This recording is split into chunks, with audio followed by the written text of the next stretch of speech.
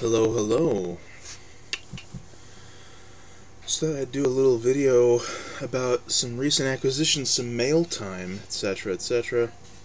This is mostly going to be movies, but there's a book as well.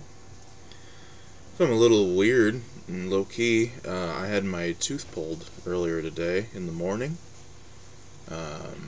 which was not super enjoyable, but I'm not in a ton of pain.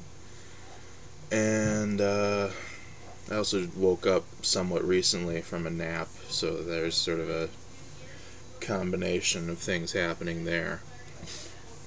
But I had gotten a number of things in the mail. I'd been kind of saving them to open them on camera, and then I got one thing that didn't know when it was going to come, so I figured, this is good enough time as any to just open some stuff. Maybe I'll do another one of these videos or something a little later. The first thing I got, I actually did open already, and that is this Blu-ray of the director's cut of Heat by Michael Mann. Heat is one of my favorite films, and it's like a comfort movie for me. If you aren't familiar with Heat, this was the first movie where Al Pacino and Robert De Niro shared the screen together. They had, of course, both been in Godfather 2, but because of the timeline differences, they did not share the screen together. And so in this film, Robert De Niro plays the leader of a gang of bank robbers. Al Pacino is a police officer tasked with finding and apprehending him. And I would say that this is probably the greatest action movie ever made. It's quite long. It's about 3 hours long, but it gives the time and nuance to flesh out all of its characters, to give all of its characters humanity and backstory and motivation, and allows us to empathize with them and understand them, and then that gives the action and the consequences more significance and gravitas. And then the action sequences are probably, the central action set piece of this film is a bank robbery, and I don't think it's a controversial take to say that it's the best action scene ever filmed. It's pretty unbelievable. The two anecdotes that I love about that scene. First one was that most all action movies like this, they dub in the gunshots in post-production, but Michael Mann wanted the film to be as realistic as possible. He wanted to capture everybody's reactions and everything and everything to be as real as possible. And so they filmed it. Another anecdote, they filmed this entire movie on location. They didn't use sound stages for anything in the entire movie. But they filmed this bank robbery, on location on the streets in Los Angeles, in downtown Los Angeles, and they just set up microphones all throughout the streets, and then they used real guns firing live blanks to capture the actual sounds, and that's what you hear in the movie. It's very powerful and interesting. The other anecdote is that the actions and performances of the robbers were so meticulously researched and accurate that the United States military actually uses this scene. They show it to young servicemen who have joined to demonstrate tactical retreats, and to demonstrate suppressive fire, and to demonstrate tactical reloading of a weapon, things like that. Pretty cool. This is just such an enjoyable film. It's also my OTP. These two men are star-crossed lovers of a Shakespearean drama who are perfect for each other, yet through consequence can never be one. Yeah. The next pickup I had was an interesting one. I went to see a couple days ago one of my favorite films, Andrei Zulawski's Possession from 1981. Got to see a screening of it on 35mm, an original print, which was fantastic. I love that movie so much, and I always relish the opportunity I have to see a movie I love in the theater, particularly on film. I love sitting in the back of the theater when I watch movies on 35mm, and I can hear the projector clunk when they change the reels over. There's something so deeply satisfying about that to me. Anyways, the theater I saw this in, I have mentioned fairly often. It's a small non-profit repertory theater in South Minneapolis. It's called the Trilon. It's about 100 seats. No, I think it's 90 seats. And they'd screen art house films, repertory stuff. They screen weird things. There are a couple of different people who do like monthly screening things of like more sort of bonkers stuff. There's Tape Freaks, who are some wonderful folks that I am acquainted with, who do a monthly mystery movie that's usually like an exploitation film or a weird B movie. And then there is also Trash Film Debauchery, which is not mystery, but also a sort of similar vein of things. They, for instance, did a series where they screened all of the Neil Breen movies, many other things of that sort. But then they do art movies too. But then in the lobby, in the corner, they have couple little IKEA Kallax shelves full of movies, and they're all donations, things that people who volunteer there or just want to donate these discs, and then they sell, and there's tapes too, and they sell everything for $5 a piece. And I always check, and often find things that are pretty cool. I found some really fun tapes there, including I found a bootleg tape of the film Alien Warrior, which would go on to become one of my all-time favorite movies. I eventually bought a real copy of Alien Warrior because I love it so much. That's a movie that has never made it off of VHS, though there is a VHS rip of it up on YouTube that you can watch for free easily. But I was looking through the discs and I found this Twilight Time Blu-ray of The Vanishing. Now at first I was like, oh shit, because I just watched The Vanishing. I put it on my list of favorite movies of the year. If you watched that, you would know. But when I pulled it out, I realized pretty quickly, oh, this is the remake with Jeff Bridges and Kiefer Sutherland that is supposed to be really bad. But Twilight Time, if you're a movie collector, you are probably familiar. Twilight Time is a boutique Blu-ray label that only presses movies in extremely limited edition, and they become extremely valuable. So this one, it says right here on the back, limited to 3,000 units worldwide. And usually the movies are worth a lot. So I looked it up, and it is worth like $40 or $50. So I grabbed it. So it was only going to be $5, and I was like, you know what? I wasn't that interested in seeing the remake of this film, but this feels like divine intervention or something. So I grabbed that, and then I was like, well, as long as I'm grabbing that, let me see what else they've got. So the second thing I grabbed, just classic, it's But I'm a Cheerleader on DVD. I haven't seen this movie since I was 16, maybe. I had a lot of friends who identified as lesbians at the time that I was in high school. This is kind of in 2006, which is when I was 16, being queer was a lot less mainstream than it is now. It was getting there, but it wasn't as mainstream as it is now. And there weren't very many movies about it particularly American movies about it, and particularly about being a lesbian.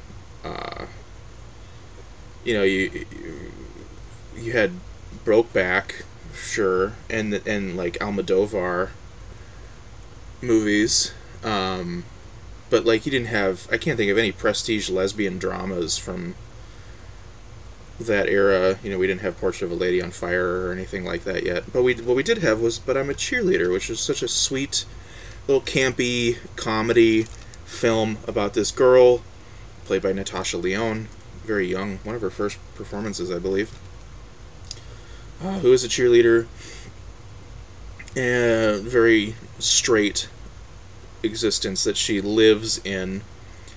But then her parents, I guess, see something in her that she doesn't even see in herself, and think that she is a lesbian, and so they send her to a like rehab camp to make her straight again. There's a lot of great actors and actresses in this film, including some like very important people to the history of queer culture and queer cinema, like Mink Stole and Bud Cort play her parents. Mink Stole, of course, is one of the Dreamlanders, the regular cast of John Waters' players, and Bud Cort, I mean, he's not particularly, I guess, a queer icon per se, but I kind of think of him as a little bit, because he's such a weird little guy. He's best known as playing Harold and Maude. And then, of course, RuPaul plays the person who runs the camp, and he's not in drag in the film. And there's a number of other people in the film that are very talented as well. And this is just a fun comedy, campy, not serious, enjoyable time. And I haven't seen it in such a long time. I saw it sitting there, and I was like, yeah, because it's not a movie that you see out in the wild very often. So I figured, why not take the opportunity and snatch it up. And then the other two things I grabbed at the Trilon were these Tartan Region 2 DVDs from their Otsu collection. That's Yatsujiro Otsu, one of the most important and classic filmmakers in the world, but particularly in Japan, which is where he is from. He was kind of like the first person to really bring huge amounts of attention and acclaim to Japanese cinema before Kurosawa. And so this series, I would assume that there are 4 volumes in this series, but this is volumes 2 and 4. So volume 2, we have Record of a Tenement Gentleman and Flavor of Green Tea Over Rice, neither of which I've even heard of. They're earlier a little bit in his career. And so Record of a Tenement Gentleman is from 1947. An irresistible and touching tale of a young boy abandoned to poverty by his father and the subsequent relationship he has with Tane, a local widow who was begrudgingly given the task of looking after him. And then The Flavor of Green Tea Over Rice was made the year before Otsu's masterpiece Tokyo Story, which is the only one of Otsu's films I've seen. It is a delicately observed tale of a delicately observed tale of rekindled love, which follows a couple who, bored with their existence in an arranged marriage, set about livening up their life together. So Otsu is known for making films that are very realistic and stark, and they are primarily domestic dramas about domestic Japanese life. Modern to the time domestic Japanese life. Tokyo Story is, considered one of the greatest films ever made. On the Sight and Sound, which I think is, of all of the sort of lists that get made, Sight and Sound is probably the best one. And on the director list, which is the list of just compiling the votes from directors of films, Tokyo Story was #1 in the last edition. We're getting a new... They do it every 10 years, and we're getting a new list this year, so I'm excited to see any changes and updates. But so Tokyo Story, very well-loved movie, and I didn't not like it, but it didn't really do much for me. But it has also been a while since I've seen it, so I think I need to rewatch it. And then the other two we've got here are from near the end of Otsu's life and career. We have Late Autumn from 1960 and An Autumn Afternoon from 1962. Late Autumn focuses on the story of a still beautiful widow and her daughter. Ignoring marriage prospects to stand by her mother, Ayako is appalled to discover 3 old friends of her late father plotting the remarriage of the widow, and in doing so testing the relationship between mother and daughter. And then Autumn Afternoon proved to be Otsu's serenely beautiful swan song. Was undoubtedly influenced by the death of his mother during its filming. It tells the story of a father who decides to marry off his daughter, but upon finding himself lonely without her around, realizes his mistake. It is said to be an attempt to distill the wisdom of his 60 years and 53 films into a single work. The film contrasts the promise of youth with the reality of aging and everyday life. Yeah, and so, like, Otsu stuff, in America, this is usually Criterion puts these out, and I know that these two are in part of a box set that they did that's called, like, Late Otsu, that's got a number of movies in it. And Criterion's expensive, and these are Region 2 DVDs, but luckily I own a region-free Blu-ray player, so I can watch these, so $5, very good price for these films. So I thought, what the hell, I need some more Otsu in my life. And then speaking of the Criterion Collection, the other day I went to a Half Price Books, and I found this copy of Bernardo Bertolucci's The Last Emperor for only $10. So generally Half Price prices Criterion's at half, and they MSRP for $40, so they're usually priced at $20. Recently, Criterion changed it so that their prices are Blu-rays are $40 and DVDs are $30. So the recent DVDs will get marked to $15, but the older DVDs, they still ring up as $40, and so Half Price still sells them for $20. And even getting half off of a Criterion isn't a huge discount, because once a year Criterion does a sale through their website where you can get everything for half off new, and then once or twice a year Barnes & Noble does a sale where you can get all the Criterions for half off. So you can get them for half off often, and you can pick any of them. So getting them for half off isn't a huge discount, but when I saw this one for $9.99, that's more than half off. That's 75% off. I thought, I gotta do it. I've never seen The Last Emperor, Bernardo Bertolucci's The Last Emperor. Bernardo Bertolucci, a very famous and well-loved Italian filmmaker. And The Last Emperor, not an Italian film. It's a film about the final emperor of China before the Communist Party took over the country. So it chronicles the life of Puyi, who was the final emperor. He took the throne in 1908 when he was 3 years old. And it's just a historical drama, largely set within the walls of the Forbidden City, which is where the emperor resided. And it's a 3-hour long epic period drama. Peter O'Toole is in it, and and Victor Wong is in it, he's a very cool guy. And I noted with some relish that Joan Chen is second billed in the cast. If you're fucking crazy like me, you know that Joan Chen played Josie Packard on Twin Peaks. Next, we have an Amazon package.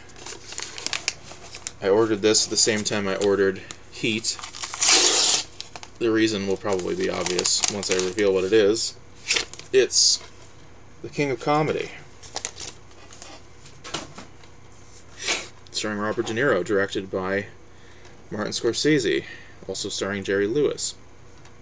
So this is a movie that now is best known as Joker is just a complete direct rip-off of this film. Unapologetically, to the point that Robert De Niro is in it, playing the Jerry Lewis role. But in this one, he's the lead. He's the comedian. So, this is a film, if you've seen Joker, this is going to sound familiar, about this aspiring stand-up comedian who is extremely mentally ill, and he lives with his mom, but he has these delusions about his success. He's going to have success, and he's formed this extremely unhealthy sort of parasocial relationship with Jerry Lewis's character, whose name is Jerry Langford, who is a sort of Johnny Carson type who hosts a late night talk show.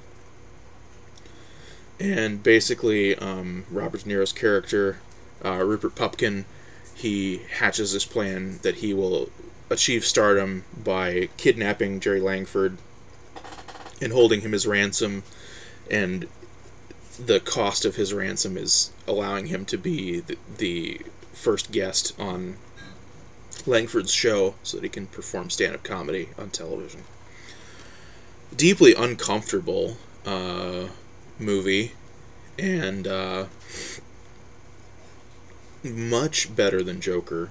I think that the two things that this movie does that are really important and distinct from its copycat are, one, it doesn't have the terrible monologue that Joker has in the finale when Joker goes on the television and he's sort of just like, they do this interview, and the purpose of the interview is just for like the movie to like present its thesis statement to you, which is like the laziest way of writing ever.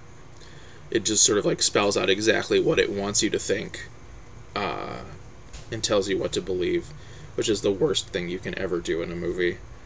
The other thing that the Joker does that I don't like is that the tone, the way that it handles Joker, is not just sympathetic or empathetic, but it frames it as like, this is rational, understandable, acceptable even. He's an anti-hero, you know, he's seen as like a man who was fed up and he couldn't take it anymore, and don't you feel that way too, kind of thing. And that was part of why people sort of characterized that film when it came out as potentially dangerous.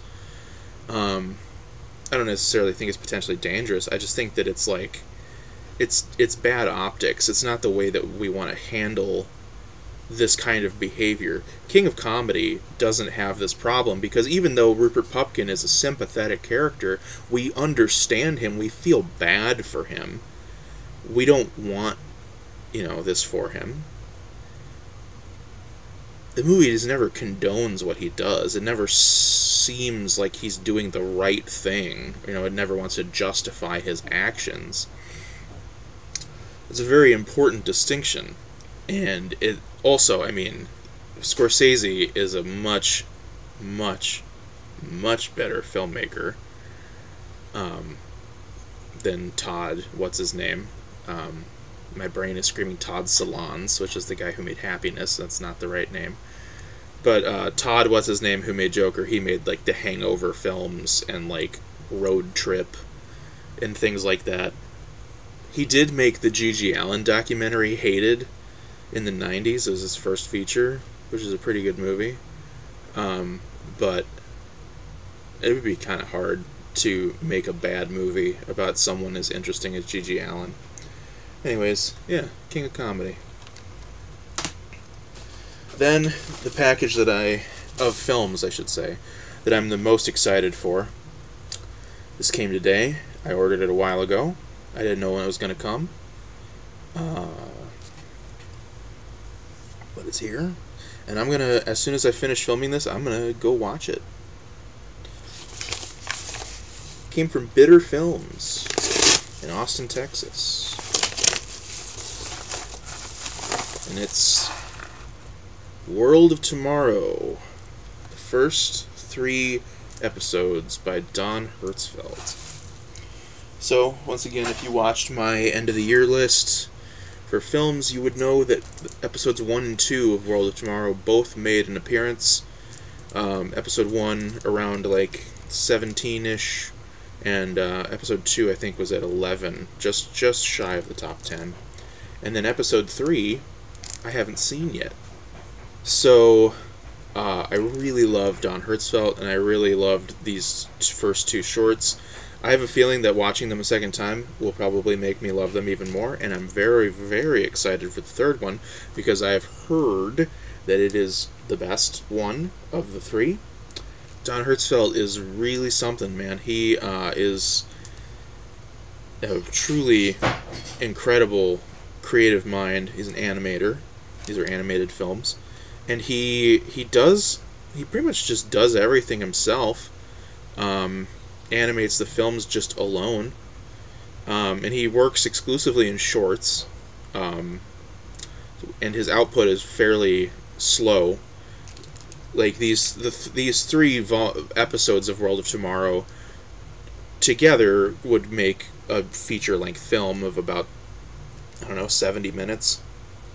But he's been working on them. It was like 7 years worth of work just to make these 3 episodes. And so the story of World of Tomorrow, the first 2 episodes at least, concerns a little girl named Emily, or Emily Prime, who is visited by versions of herself from the future. In the future, we use cloning technology and the transplanting of memories into clones to create a sort of immortality. And so she's visited in the 2 episodes by versions of herself from the future for varying reasons. And then Emily herself is portrayed by Hertzfeldt's 4-year-old niece, who he basically recorded himself hanging out with her and got a bunch of dialogue of just random things that she said, and then he built the stories of those 2 episodes sort of around the audio recordings that he got of her. Now, what I've heard about the 3rd episode, which is called The Absent Destinations of David Prime, is that he's moving away from this gimmick. Now that he's kind of established the world, he's trying to go and explore other aspects of it, and so the main character of the 3rd episode is not Emily any longer. Yeah, I can't express how excited I am to watch this, but I needed to film this before I did it, so let's wrap up here so that I can go do this. I'm very, very excited. The final package I have here, let me cover some addresses. It's from a familiar name, Juan Valencia. I know that guy. You probably know that guy. You may have heard of his work, where there are visions that are plaguing him. Well, he hit me up, and he asked if I wanted this book now that he was done with it, because he knew that I had expressed interest in reading it, and I told him 100% yes, I did, and that is Something Gross by Big Bruiser Dope Boy. This is published by Apocalypse Party, who are a extremely cool small press. They put out, for instance, my favorite book that I read in 2021, Negative Space by B.R. Yeager. They are also doing the republishing of Maggie Siebert's Bonding, which is coming out next month, and that was also in my top 10 books I read last year. So, and then this was also on Dennis Cooper's list of. I don't think it was on the final at the end of the year list, but it was on the midway list of his favorite fiction. This came out last year. And we've got a quote from Gary L. Lutz on the back, who I haven't read anything by, but I have been interested in. She also was on Dennis Cooper's list, year-end list. And she says, This genre-defying account, novel, narrative poem, of the troubled love of a young man for an emotionally stunted older one in the bars and apartments of the megalopolitan Denver, is written with such a spooking purity of line and with such an audaciously stark, grave wisdom that it already feels like a classic of its kind. Big Bruiser Dope Boys, undecorated, indecorous sentences cut right through you and into the soul you might not even have known you still had.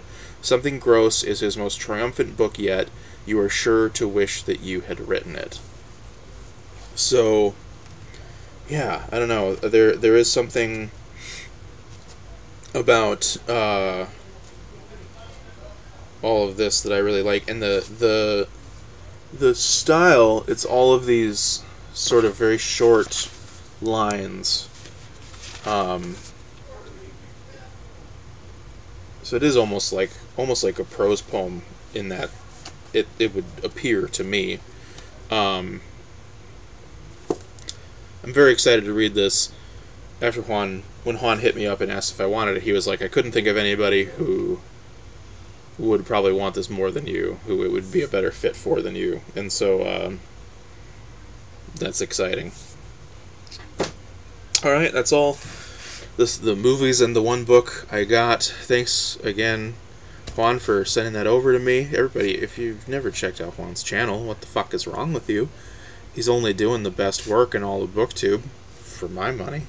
So I'll drop a link to his channel down below. He's got a couple of really great series about the most disturbing books of all time and things like that. So if you're into that kind of thing like I am, he is as well. He's a great resource for finding out things about those things of that kind.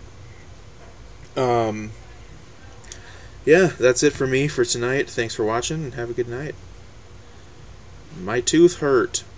Well, I mean, the tooth doesn't hurt. It's not there anymore, but you know what I meant.